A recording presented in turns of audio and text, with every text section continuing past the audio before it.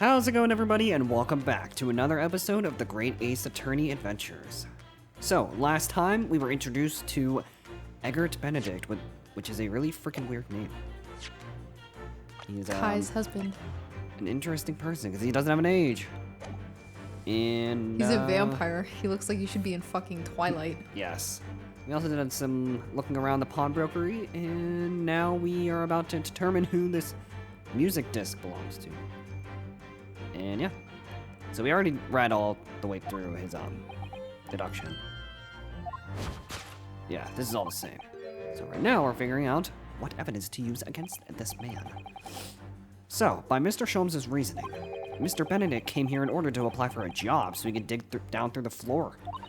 Yes, in an attempt to tunnel the motherfucker into the sewers to gain access to the money in the vault of the bank across the road. He sucks. Like an idiot. But he wouldn't get very far with a broken shovel, would he? No, I think it's fair to say his motives lie elsewhere. The question is, where? What did bring Mr. Benedict here? At this particular point in time. Let's take a look here. What the fuck? What the fuck? Ew, what is that? Oh, this is shit. Gina, it's not me. It's not supposed to be me. Look at all the scribbled notes on the back of the flyer here. Of the flyer. I don't believe it. What is it? Listen to what it says. Name, Gina Lestrade. Height, 5'2". Green cap, scruffy waistcoat, grubby white shirt, blue satchel, ragged. It's a detailed description of Miss Lestrade. Goodness. There's even a sketch of her, hat and all. Not very accurate. Although if you showed it to her, she'd fire that smoke grenade launcher in his face for sure. And look, the details of the shop have been written down here too. Windibank's Pawnbrokery, Baker Street. Redemption deadline 15th of April. Which is today's date. Why would Mr. Benedict have all that information scrawled on the back of that piece of paper? The real question is why the fuck not? Take that! Oh, bro, I am so uncomfortable right now. I can't find a way to sit. Yes, what brought you to the shop in the first place is info about Miss Lestrade. Sure, well, I knew that. Quite so, my dear fellow. It would appear that the writing on the sketch on the reverse of the flyer pertained to the pickpocket Miss Lestrade and to Mr. Windibank's pawnbrokery here. Got him. You originally told us that you had merely given chase after Miss Lestrade stole the redemption ticket from you. Sure, but that's a load of bullshit. That says a thinly veiled lie. Back to me.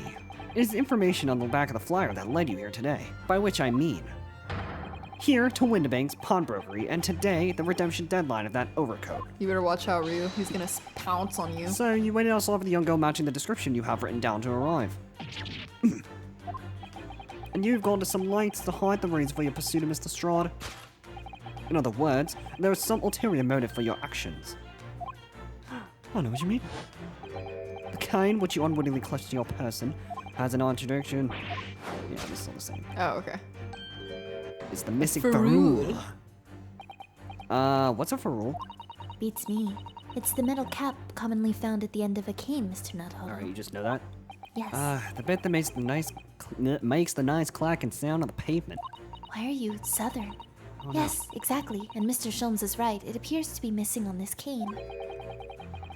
But it doesn't actually look broken, does it? No, it doesn't. Though the gentleman certainly did recoil when Mr. Sholmes identified the cane as suspicious. In other words, there's some secret about the cane that Mr. Benedict would rather we don't know. Please don't.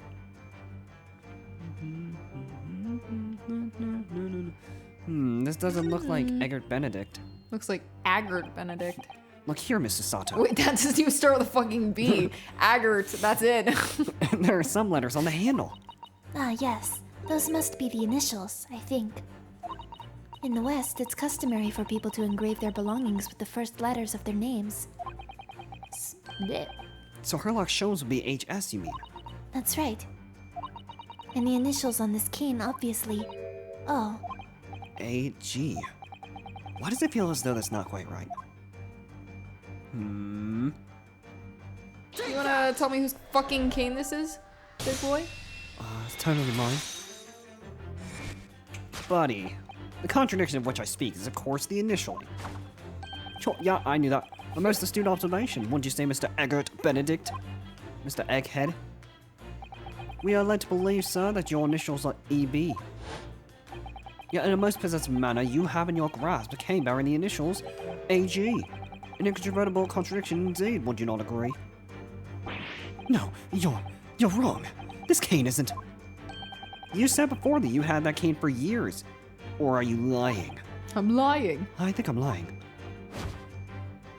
So don't try to tell us that you just borrowed it from a friend or found it in the park. In short, you have no friends.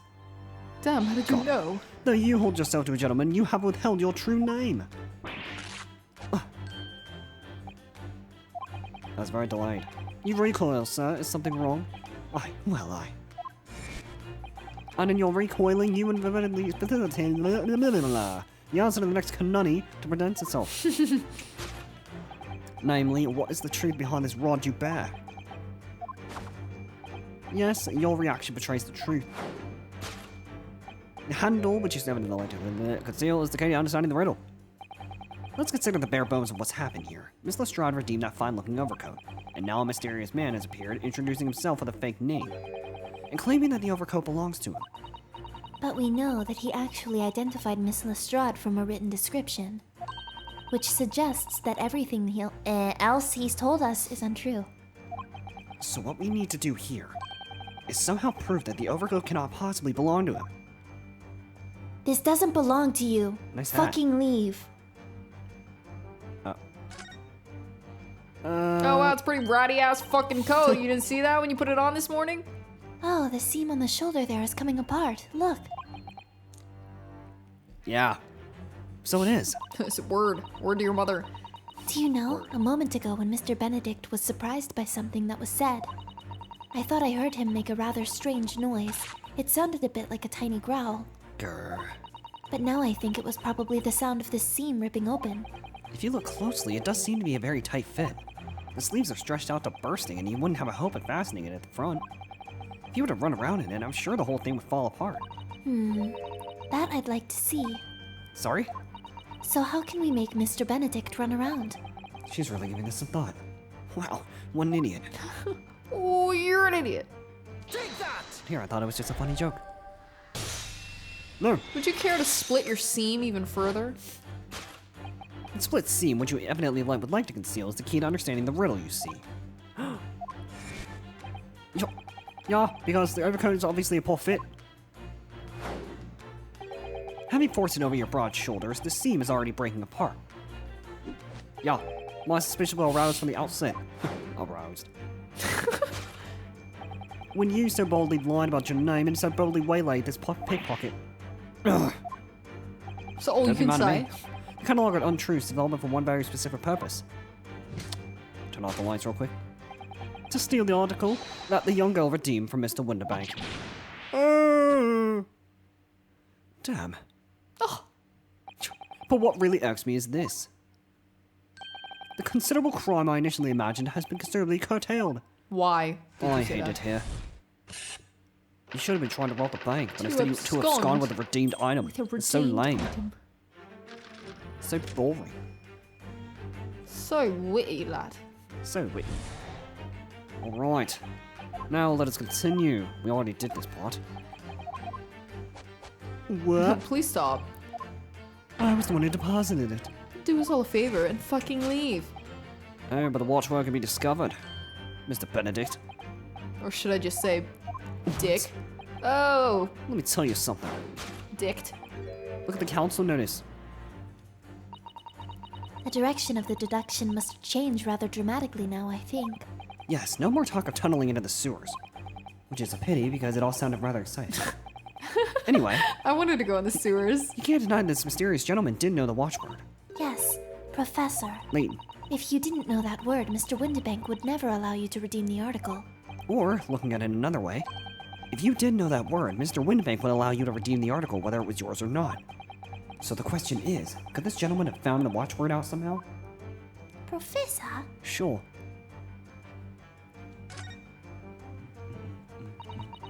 Baker Street Works is the title. Yes, and it does mention sewerage works as Mr. Sholmes said. Oh, and specifically mentions that tonight's sale at the confectionery shop on the corner won't be affected. Case solving first, confectionery later, Mr. Naruhodo. Oh, curse my overly expressive face. I want to die. I want to perish. I want to go to the confectionery store.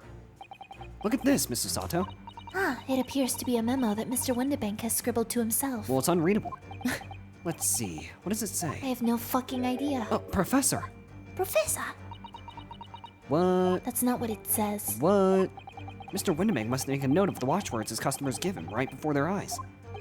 And in an alarmingly clear script as well. That's clear? No. Oh dear, I don't know where to look. Who knows what other secrets I might see? Interesting. Notelet. The method is revealed by the notelet on the counter of which your eyes were inadvertently drawn. Yes, the broker here follows the same procedure whenever a customer comes to redeem an article. He asks the customer for the watchword and notes down the response uttered on a note that he has to hand. Then he consults his ledger and confirms whether or not the watchword matches that of the article in question.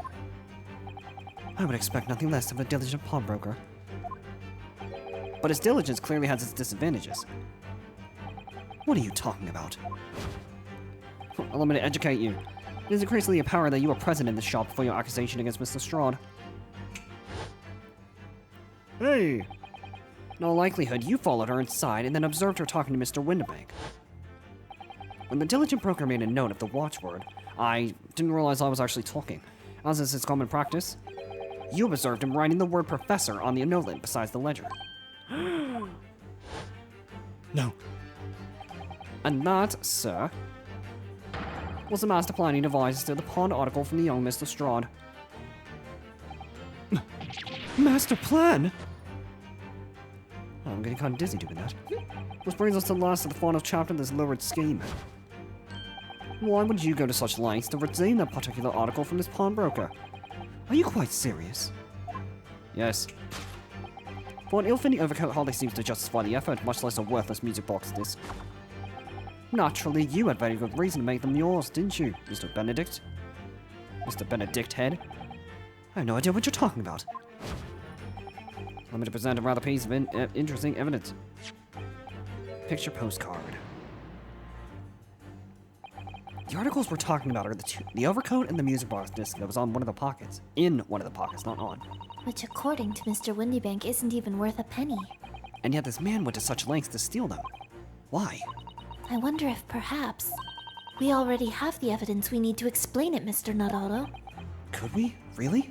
I better have a thorough look through all the evidence we've collected so far. Which means, well, we only have one We evidence. literally have one thing.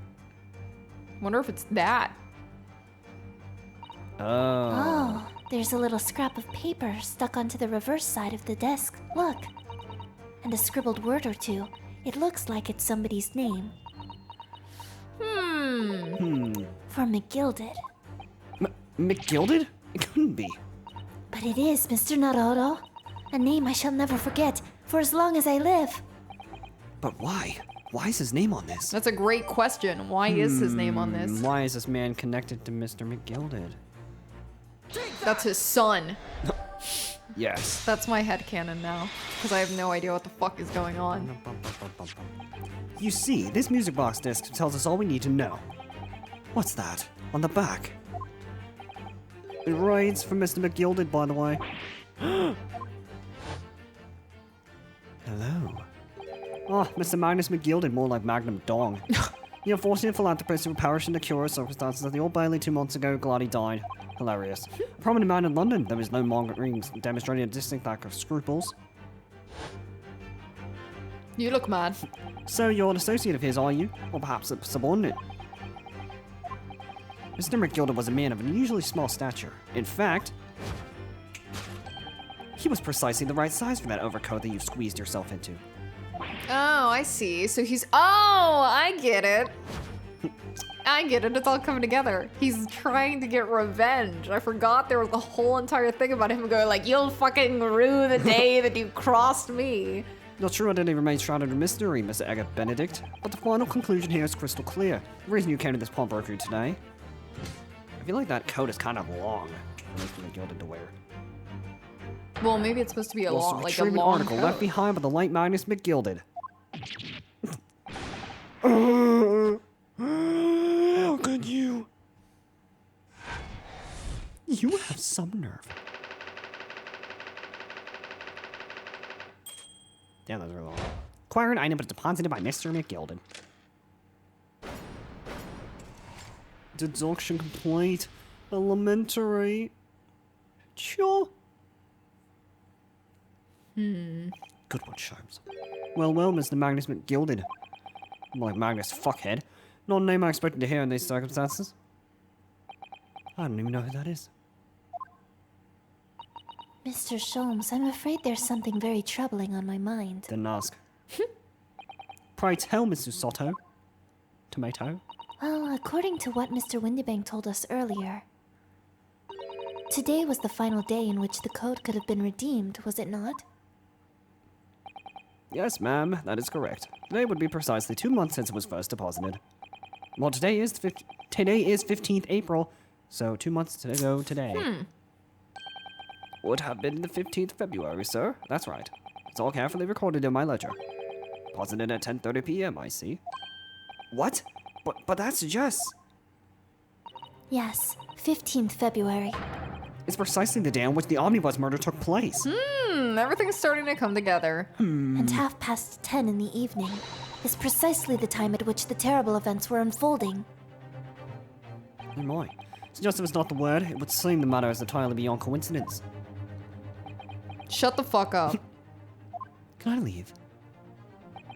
You are, of course, at liberty to make whatever outlandish deductions you choose. However,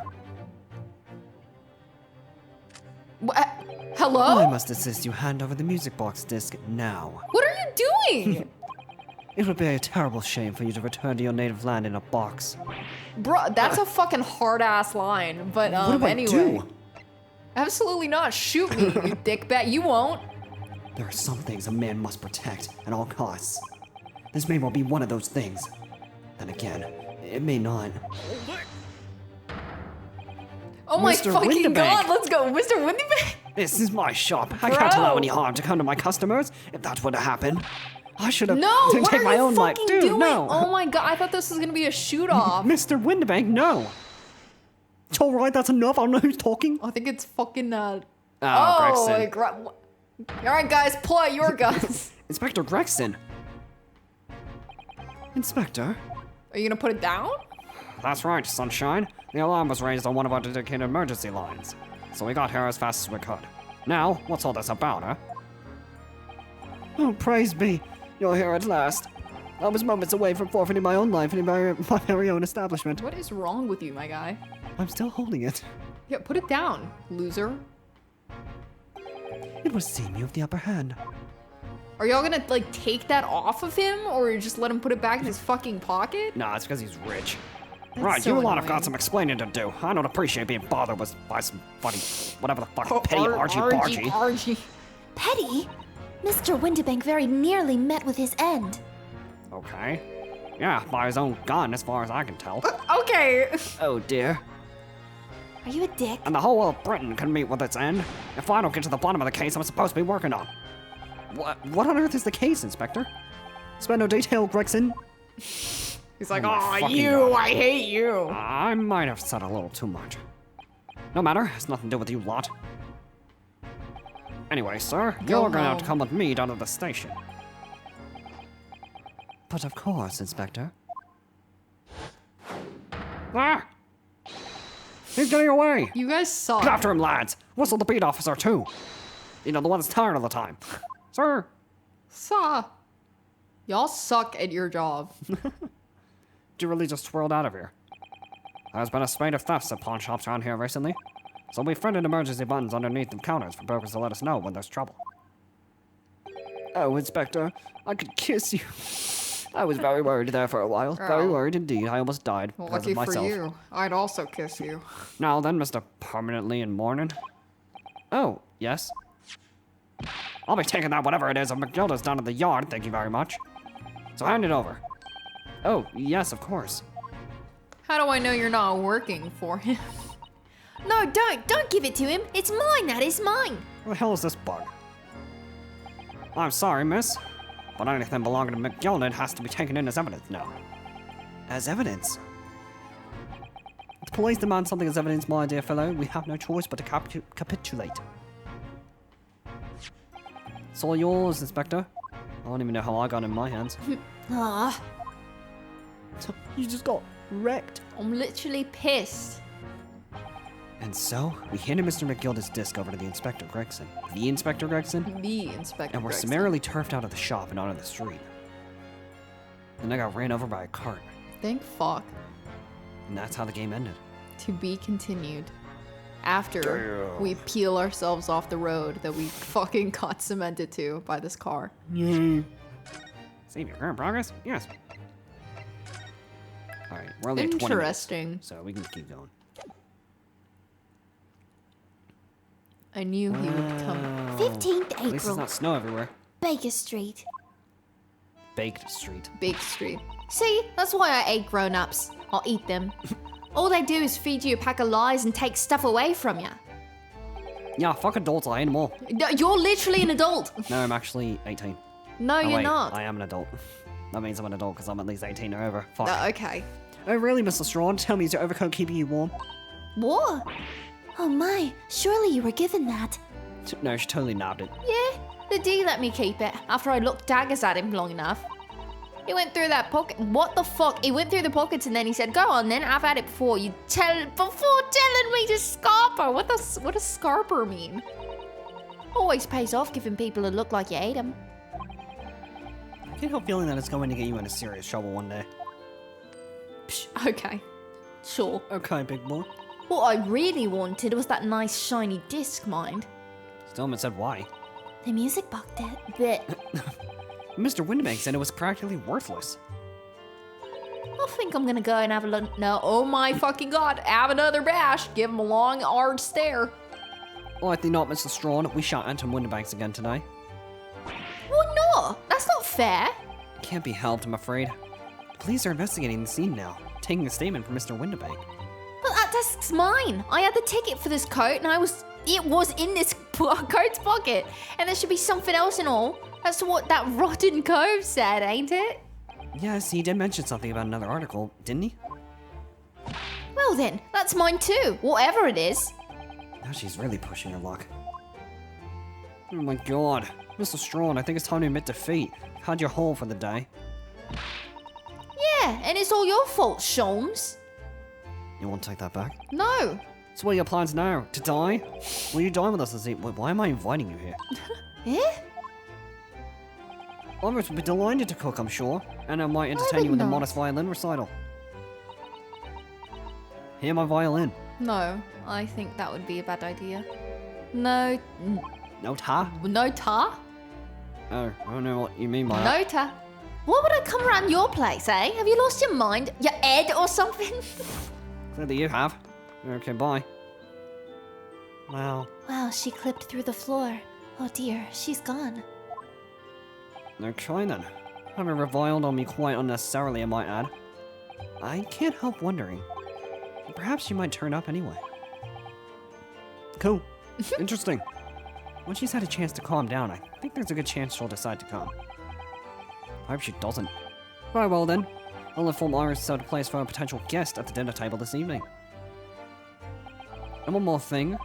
I should be glad of your company later too. Sorry? I believe I will have a rather splendid surprise to show you. Oh, how exciting. What is it? It's called a surprise, idiot. You shall have to wait and see, Mr. Sato. Until later then. Here's a hint. It's a tomato. You literally just told me what it is. Oh, wait. That was a joke. Look at all the different things in the window of the shop. Ah, that's Windibank's. The pawnbrokery we were just in. It looks much smarter than a pawnbroker in Japan, huh? Doesn't it? I guess so. Yes, you're right. I find pawn shops at home rather unapproachable personally. Reminds me of a tearfully party with my favorite fountain pen. I felt so miserable. I want to die. To this Why'd you day. get rid of it? What doesn't kill us make us stronger, Mr. Naruhodo. Not Cosma. Damn. What doesn't kill you kills you. It's already been 2 months since we started taking lodgings here above Mr. Sholmes' office. I still can't quite believe it. I never expected things would turn out like this. Oh, I know. What? To actually be sharing accommodation with the world's greatest detective. Yeah. If I ever find myself before a court of law now, I will have not one regret. I don't know what you're talking about. But I'd be happy to defend you, of course. No, Just let me die. let me go to jail. I need street cred. What? Oh, I was like, why can't I go in? And I just realized, Wait. it's because I was already clicking on this place I was already at. 15th April, welcome back. 4:30 forkin'. Welcome to Sholmes. Oh, Stacey and Runa, come in. Good afternoon, Iris. Thank you so much for breakfast this morning. You're not welcome. Oh, don't mention it. Goodness, look at the time already. Busy as always? I am. I'm preparing everything for dinner this evening. Already? You're obviously cooking something special, are you? Oh, yes. After all, we have a special guest joining us. Guess who it is? Go on. You'll never guess. That was awful. Look at those little eyes of hers shining. Oh, dear. It is awkward when you already know the answer, isn't it? Unfortunately. It's Ginny. Isn't that exciting? Oh, what a surprise. Yes, that's wonderful news. Wow, Iris seems overjoyed at the idea. I can't wait to learn some pickpocketing tips from a real professional. Oh, yes, that does sound like fun. I think. I'm not sure that's entirely appropriate. Are you, Mr. Naruhodo? By the way, Iris, what's Mr. Sholmes up to? Sulking. Still sad. Hurley? Oh, he's been like that ever since he got back. Hello, Mr. Sholmes. I bet that you won't speak to me. Sorry? I don't know who you are. Kindly take your leave. Bruh. As you can see, I'm not here. What are you talking Bitch, about? you're sitting in front of me. I don't know how to respond to that. I do apologize. When he gets like this, he's completely oblivious to everything. Yes, I see. Really, he behaves just like a child sometimes, Hurley does. Okay. Mr. Sholmes and Iris have something of a parent and child relationship, don't they? Yes, except that Iris is clearly the parent here. Come to think of it, I wonder where her real parents are. I killed them. What's the matter, Runo? You have ever such a funny look on your face. Oh, no, it's nothing. I know what it is. What? Why does this girl live here with Mr. Sholmes? You're wondering, am I right? How? How did you... Heh. Oh, Runo, I can read you like a book. This girl's dangerous. Don't worry, you can ask me anything. I won't mind. No, but I will. Guinea? Guinea. So by Ginny, you mean Miss Lestrade, the young woman from the McGilda case 2 months ago, right? Yes, who else stole my experimental smoke grenade launcher? Although, after that trial, I invited her back here and we had dinner together. And now we're best of friends. Wow. Oh, hee. What a lovely tale. Yes, now if I bump into her on the street, she runs away as fast as she can. Oh. And I chase after her down the back alleys. Interesting idea of friendship. And then I let her have the latest color of smoke grenade I've developed. Oh. There are so many beautiful colors in this world. Ginny wants me to make a whole rainbow. I suppose this means you've let Miss Lestrade keep the smoke grenade launcher, have you? Yes, that's right. I got bored of it anyway. Hurley always reacts the same when I shoot him with it now. Wow. Wow. Poor Hurley. Ooh, I can't wait for Ginny to arrive. It's been too long since she last came over. I'm so excited. I just hope she does actually come. Anyway, how's living with this dickhead? I'm sure you've been wondering why it is that I live here with this dickhead. I mean Hurley, haven't you? Well, it has crossed my mind. That and where are your real parents? Or are you like Batman? I am Batman. My mummy and daddy aren't with me anymore. Okay, Why heard the that. fuck would you ask that? Mummy passed away when I was born. Well, motherless and fatherless. And at around the same time, my father... Well, he had to go to a faraway land because of one of the cases he and Hurley were working on. Oh. Wait a minute. Did you say he and Hurley? Yes. Daddy and Hurley were always solving mysteries together. Mysterious cases. She didn't mention that before. He wrote them all up in his diaries. That's what's in that metal chest over there. Really? He recorded them all? So, you mean it's true, Mr. Soames? Bro. Really did have a partner with whom he tackled some of his most taxing cases? Oh yes, I mean, it's always nice to have one, isn't it? So Mr. Sholmes' partner was your father? Exactly. Wow. Hurley told me I wasn't allowed to look in the chest. But that only made me want to look even more, so I opened it. I just fucking changed the line. And found your father's memories. Memoirs, god damn it! Yes, so I asked Hurley, who wrote these? He nearly fell off his chair. It's like Iris just turns to face the camera and she's like, that was your third strike, Jay. Oh god, I You're would done. literally fucking cry.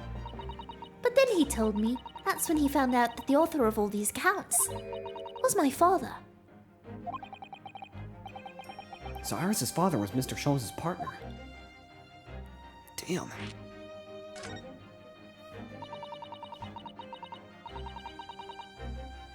I've practically lived with Hurley all my life. I was tiny when he took me in.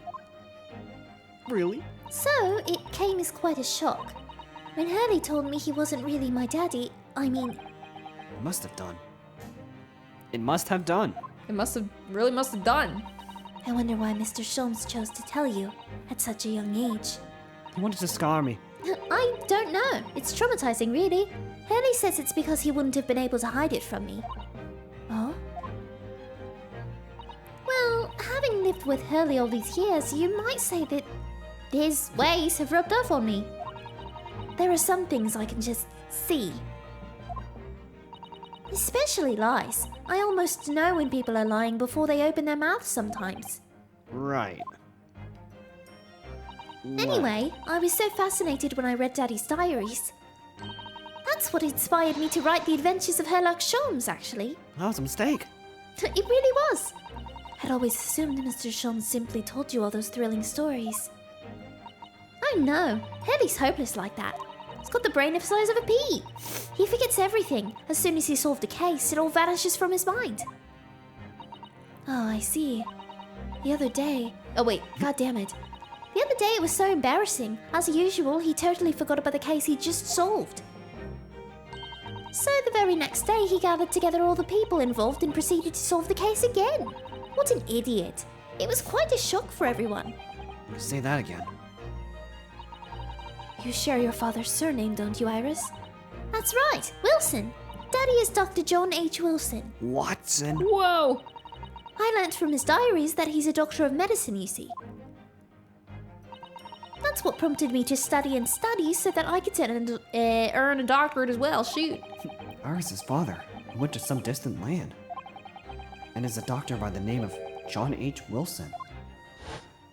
Oh yeah. Oh my god! The court will now hear the trial of Ryunosuke Naruhodo. Oh yeah. Remember this long-ass case?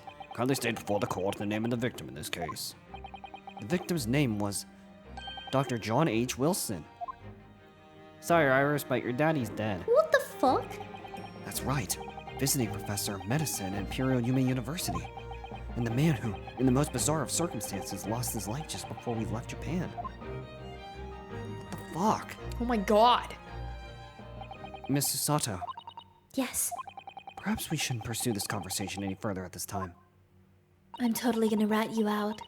I think that would be for the best. Iris, like, what do you mean? Secrets are no fun unless you share with everyone. Oh, my dear fellows, how good to see you. Mr. Sholmes! Why ever did you not make your presence known to me before, you dickheads? No matter now. You seem a little mad. How the devil are you? How the devil are you? We've been with you for most of the freaking day. Oh, goodness, really? That's crazy. I didn't realize. Do tell me, Mr. Sholmes, are you brain dead? Is your Little bit. violin unscathed? Did you just ask me that? No. My violin? What are you talking about, dear man? I'm gonna turn you into one of the strings.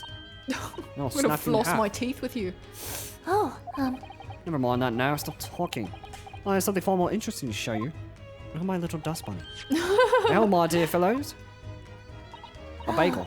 another music box disc. A bagel. What? No, not another disc, you dumbass, Mr. Soto.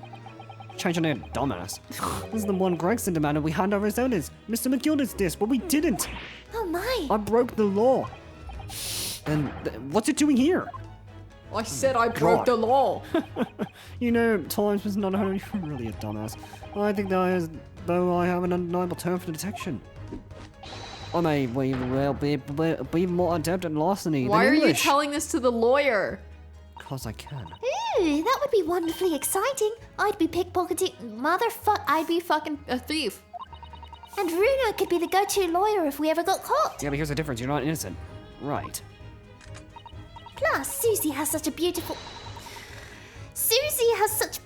handwriting. She could write all our menacing crime notifications. What? Yes, I'd be delighted. I'm just going to pretend this conversation never happened, I think.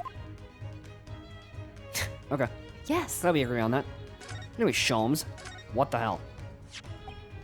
I don't understand. How did that disc come to be in your possession? I thought Inspector Gregson took it back to Scotland Yard. Quite correct. And that sort of uncompromising attitude is precisely why I always carry some of this. That's a bar of caramel, Mr. Sholmes. Your one and only friend in times of loneliness, if I'm not mistaken. Yeah. If you will humor me, my dear fellows, cast your minds back to when the good detective confiscated the disc. Arrgh. I'll be taking that whatever it is Miss Gilda's done at the yard, thank you very much. Let's hand it over. Oh, yes, of course. No. Please demand something as evidence, my dear fellow. We have no choice but to capitulate. It's all yours, Inspector. Just kidding.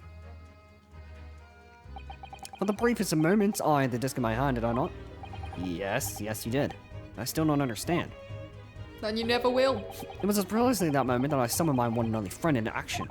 I pressed the disc into a pair of bars, like this. That's amazing. The disc and all the minuscule protrusions have made an image in the caramel. Indeed, the caramel is quite exceptional. I developed it myself, you know. Simply soft for making impressions, and resistant to melting. A result of a precisely controlled solution. How extraordinary. I know. Carrying a pair of these on one's person frequently proves very useful indeed. Take a house key, for example. Simple press and use unique forms duplicated. I can enter anyone's property at will, and never without high sucrose nourishment. Yes, it sounds illegal. Very. From the image, I was able to create this. I confess I was most curious to know what manner of music would issue from this disc when played. And well, it sucked. Do tell us then, Mr. Sholmes. What music does this disc play? Well, unfortunately, I have no idea. No idea? None whatsoever. Are you familiar with the workings of a music box, my dear fellows, or are you stupid? No, I'm not dumb, but I'm afraid not. Goodness, you don't know, Runo? No. Well, color me fucking surprised. Inside a music box, there's a special metal piece called a comb. That's what produces the sound. You'd know Wow. that if you had half a brain. Small protuberances pluck the different teeth of the comb as they rotate past it, making the different notes. I fucking got that word right, but then I like lost the line. The first music boxes to be invented used a rotating cylinder with Protuberances on it. Mother god damn it. That is a big word. Protuberances. But over time, a new type of player was produced which uses discs such as these. With that development, the popularity of music boxes spread far and wide all around the globe. Why exactly? Because the discs are easy to produce and can be interchanged to facilitate the playing of a different tune. There are a great many firms in Europe now manufacturing music boxes as a result. Pretty cool. Sounds like we're in a Professor Layton game right now. It does. It is wonderful to be able to enjoy music, even when no performer is present. Yeah. But it's the very success of the invention that means we are now presented with an insurmountable problem. What do you mean? As you may imagine, the construction of one firm music box does not match that of another. and we have no way of knowing in which music box this particular disc was designed to be played. There's no resolution to this problem, I'm afraid. It's quite intractable. Ah, I see. So that's why. Naturally, I tested the disc in those few music boxes that I have at my disposal. But it sucks. Ew. But as you can hear, to no avail. Yeah, it's pretty shit. The results were equally unsatisfactory in this one. So, I am presently engaged in acquiring a sample of all the music boxes ever made in Europe. Every single one? That's Hurley for you, always taking things too far. My dear girl, an unsolved riddle is quite repugnant to my constitution. Surely all the different types in Europe will amount to a huge volume of music boxes, won't it? Yes, that is certainly true. In the worst case, I shall just have to ask you to vacate the attic room. What? So I can fill it with music boxes. Don't do that. Magnus McGilded. Not a name I expect to hear again so soon. Yes, it's only been 2 months since that grisly case. It sucked. Ah, Ah, the smell of burning flesh. Mr. McGilded perished within hours of the trial's conclusion. Pretty funny. Yes. Was it the curse of the Reaper? No one knows, still now. Von Zeeks. Fire good. The omnibus was reduced to a pile of ash, not a shred of evidence remained. And with the man's death, the truth about the murder in which he was so intimately involved was buried. I'm so glad he died. I'm so happy. Even though he was successfully established Mr. McGilded's innocence in the trial, The newspapers are still claiming that it remains an unsolved case. I mean, he definitely did it. Oh yeah. The murderer of the brickmaker, Mr. Thrice-Fired Mason. And these shitty witnesses. In the end, the truth of the matter remains a mystery. We still have no idea what really happened that night. Hello. I'm your worst nightmare. And although Mr. McGilded was found not guilty through my defense, I still don't know if it was the right judgment or not.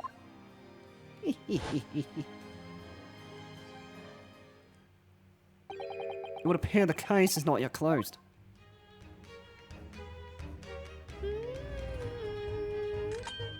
Well, it's time I started getting things ready for dinner, I think.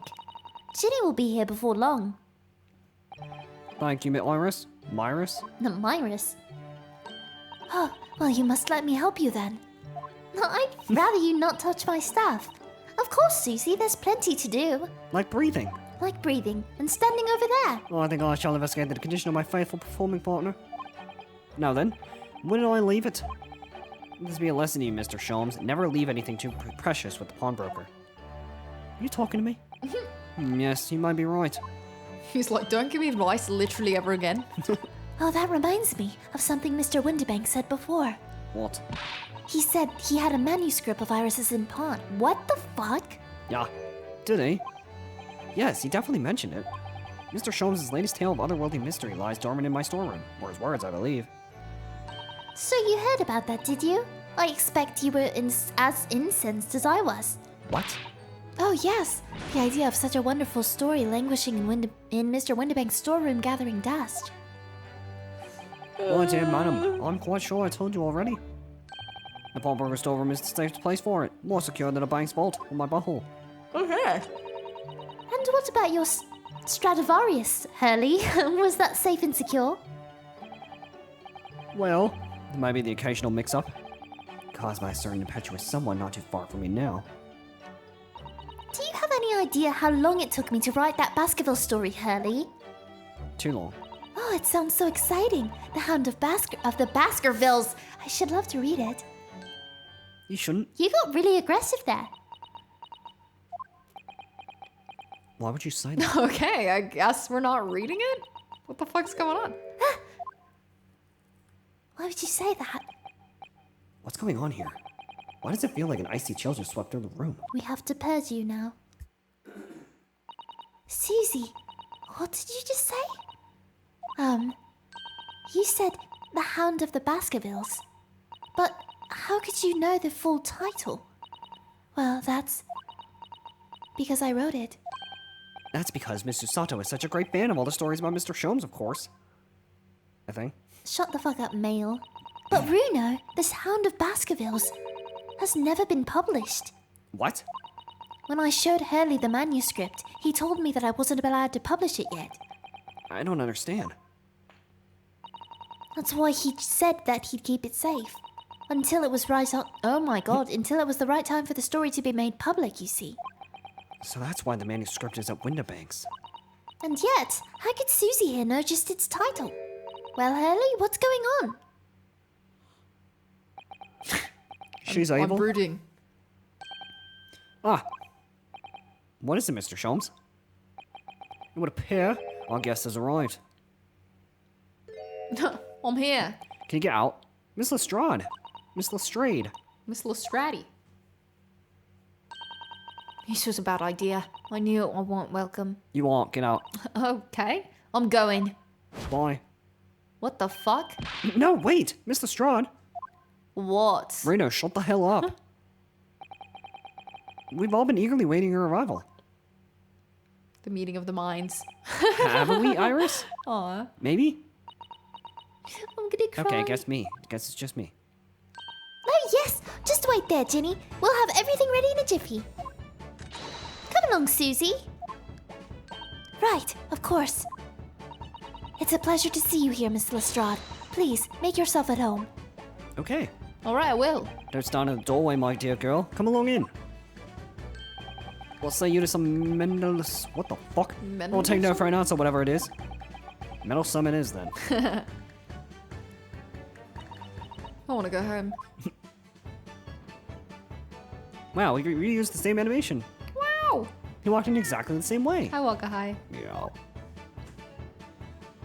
That's a weird cat. That evening, Iris prepared us all a meal that was even more delicious than usual. Mr. Sholmes' violin performance was in no way meddlesome. And Gina, as we came to call her, taught us all how to steal things from one another without being noticed. Everyone thoroughly enjoyed themselves, well into the night.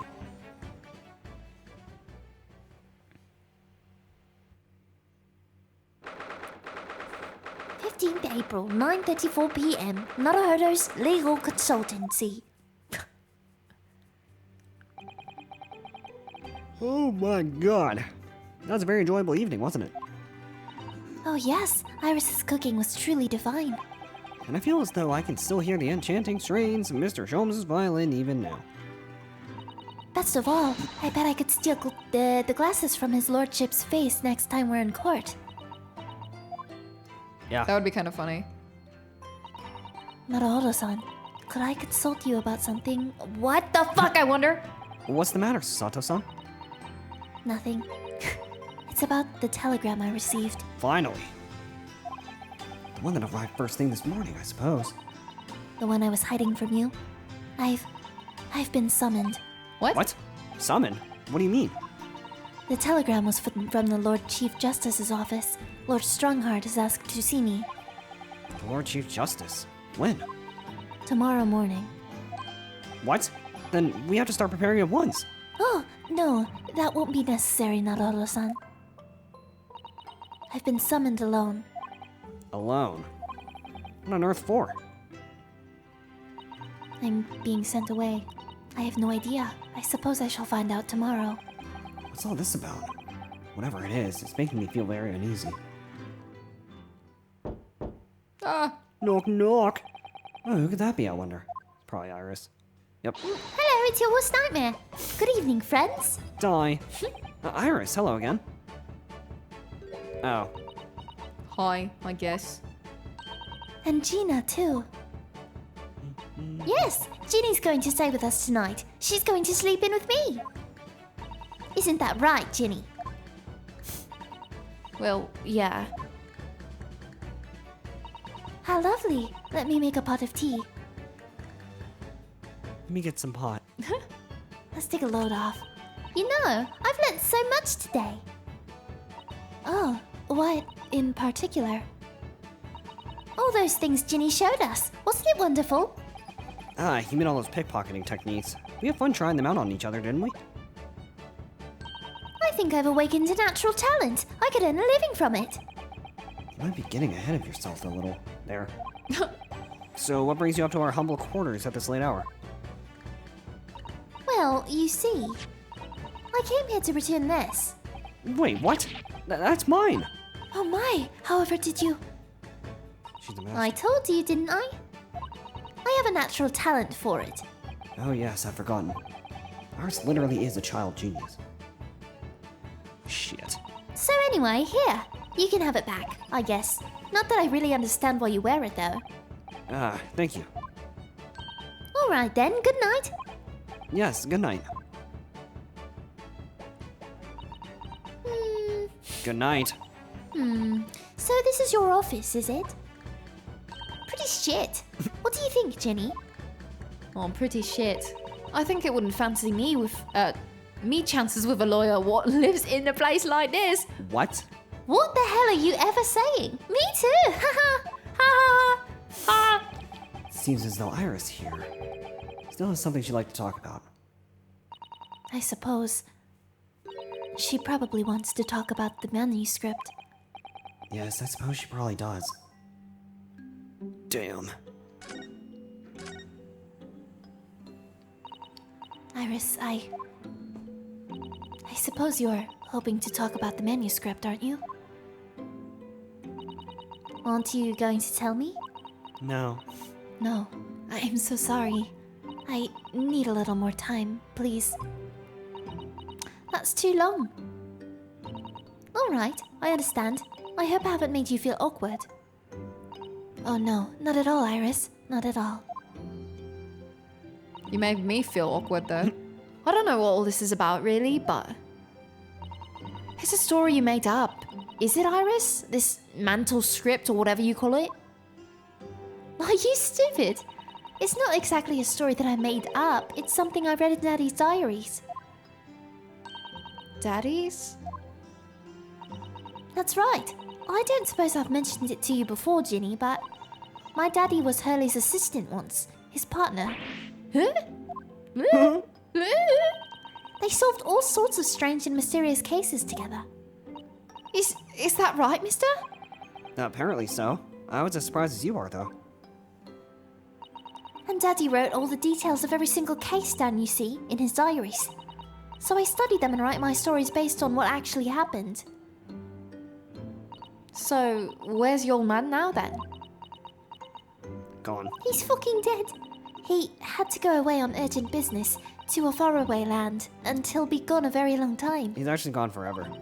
So, I've never really met him. Oh, they took him to the funny farm, I see. Oh, right. Come to think of it, I don't know anything about Gina's parents either. Perhaps we should ask her. Maybe we shouldn't do that. That don't sound like the best of the ideas. Iris, this Hound of the Baskervilles story. I take it that is another tale inspired by your father's accounts? That's right. I thought it was fascinating. But it's different somehow. From the other cases, I mean. Oh, how? I don't really know, but it must be special in some way. Because after I'd written it, and I'd shown the manuscript to Hurley, he turned as white as a sheet. It was the first time I'd seen him like that. Oh my god, what is this? Paper. Planning to have to decide this after you toiled over it for so long, Iris? But this story must not be published at this time, under any circumstances. Why the fuck not? But why not? It's one of my best works. Because it sucks. I'm not at liberty to say, not now, so please do not ask me. What the fuck? Alright then, I won't. Huh. Right, you solemnly swear that I will explain everything one day, Iris, when the time is right. Which will be never, Okay. when the time is left. And that's how the manuscript came to be with Mr. Winterbank, isn't it? I kill you. Yes. Hurley said it had to be somewhere safe. That really gets my goat, that does. He's treating you like a child. It's mean, that's what it is, keeping secrets like that. I'm sure Mr. Sholmes isn't trying to be mean. Huh? If he said he wasn't at liberty to talk about it, I'm sure there must have been a very good reason. I think so too. You lot are what the fuck? You lot are too trusting for your own fucking good. But you can't pull the wool over my eyes. Not me. Sholmes is lying to Iris. I bet my life on it. What? Hurley's Lying to me? Well, you got over that really quickly. I'm gonna say, I got over that real quick. Clearly that did not affect you that much. I'm brooding over here. Your parents. Are they dead? I've realized that I don't know anything about your parents, Gina. And you won't. I ain't gone any, have I? Never did. All right. Never did have. Oh, Look, the East End's full of orphans like me. No one wants nothing to do with us from the minute we're born, not even our mums. Okay. damn. That sucks. But we all stick together. The older ones look after the little ones and make sure they get by. So that's why you're a pickpocket. No, I do that because it's fun. No, diving's my life. I love it. I was right. I'd get a kick out of it every time I lift some pompous idiot's purse. Nice. And that's how we all afford to eat. I'm like Robin Hood, ain't it? Ain't I? Fuck. That's how I see it. Oh, Gina. Oh, Gina. Oh, Gina. I do think about it sometimes. What it'd be like to have parents, I mean. I always thought it'd make everything right. But having listened to what Iris just said, sounds like having parents ain't always easy either. Oh, I mean, if you know you have never had them, you don't feel like you're always wanting to meet them. it's true. Wow. Wow. I do want to see my daddy so much. Well, you can't. Oh, Iris. Oh, you're not going to. Is that funny? Gina, what did you mean when you said that you know Mr. Sholmes is lying to Iris? Well, he reckons he popped that mantle script or whatever, right? But come on, that's obviously a load of rubbish. Oh my, why would you think that, Gina? It's simple. If that story was really in old Winterbank's storeroom, there's no way somebody halfway around the world, in other words, you, could have known about it. Ah, Sorry, Iris, but if you ask me, he sold it. Without telling you. but Hurley would never do something like that. I'm sure of it. Grown-ups do a lot worse than that, believe me. Barefaced liars, the lot of them. You just ain't realised it yet. Why would you say that to me? Damn. I'm telling ya, that mantle script ain't what Windybanks. You'd soon see that. What the fuck? You'd soon seen if you'd looked. Even if you think you can trust him, oh my god, I don't. That Sholmes is a liar just like the rest of them. My fucking makeshift desk almost died. If I'm honest, I have wondered if Hurley's telling me the truth sometimes. See, Oh, but I don't mean that I think he sold it. I mean that I sometimes wonder if he might have hidden my manuscript somewhere else, somewhere I don't know. Even though it's wrong of me to doubt him. Don't be too hard on yourself, Iris. or do, whatever. Or do, whatever. Or do, whatever. Oh my goodness, look at the time! Come along, Ginny. We should go back downstairs. Yeah, alright. And please, don't mention any of this to Hurley, will you? No, of course not. Good night then, Iris. Good night, Gina. You Ew. must let me make breakfast for you tomorrow morning. I insist. No. Oh, yes, please. I can't wait, Susie. Good night, then. Good night. Good night. Iris, it sure is easy to forget, isn't it? Sometimes she speaks just like an adult. But deep down, she's still just a child.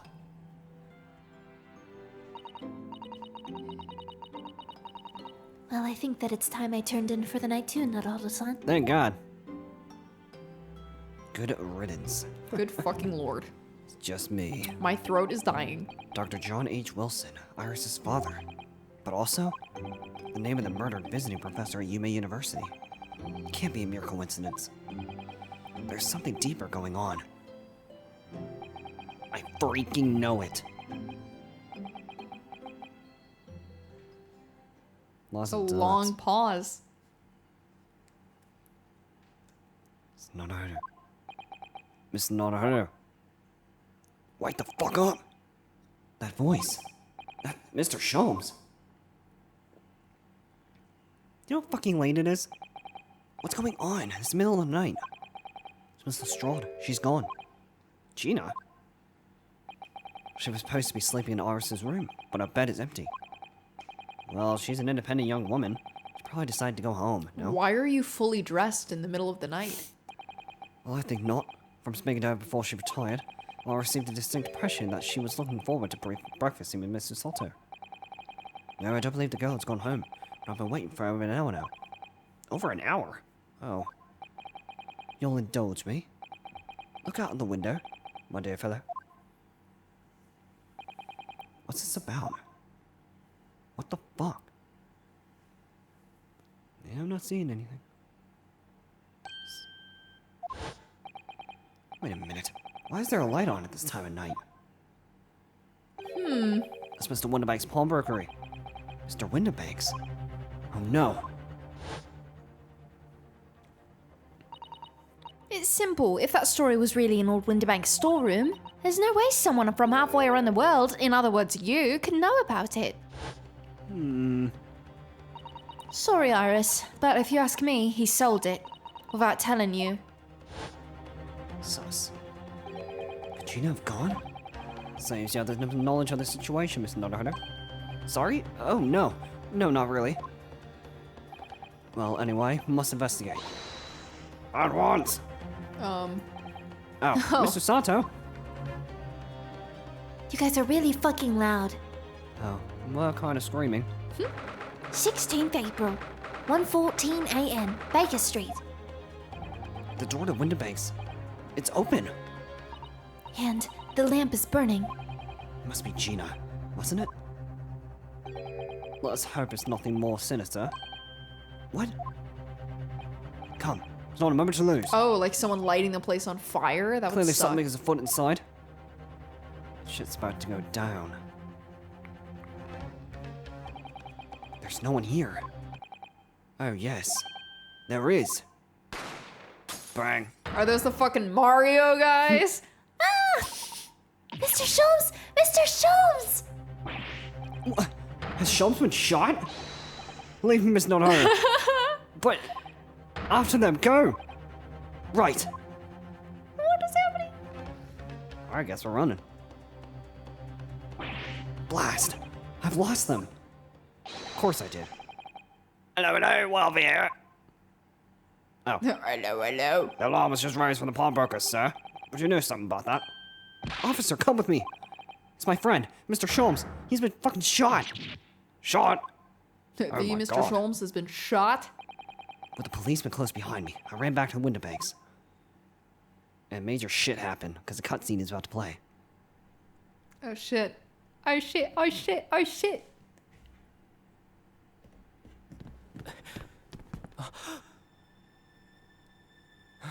Mr. Sholmes! Mr. Naruhodo. How bad is it? Never mind me, but there's much at stake. Behind that door. In the storeroom. Hurry!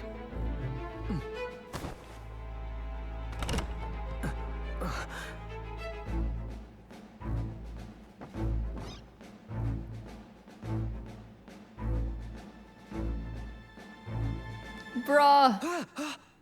Shocker. He finally did it now. What the fuck? It's Gina! Oh my god, Gina, Oh my literally, God. why? Gina, what the fuck? To be continued. Damn, so Sholmes was shot, Gina's chilling, and Winterbank is fucking dead. How crazy. Alright, and that is the perfect place to wrap up this episode. So, next time on the Great Ace Attorney Adventures, we are going to now investigate Winterbank's murder and see exactly what happened and why Gina was even here, and who those two mysterious people were. So yeah, as always, if you all enjoyed and want to keep the series going and show us some love and support, you know what to do. Be sure to leave a like, comment, and subscribe, and we'll catch you all in the next episode.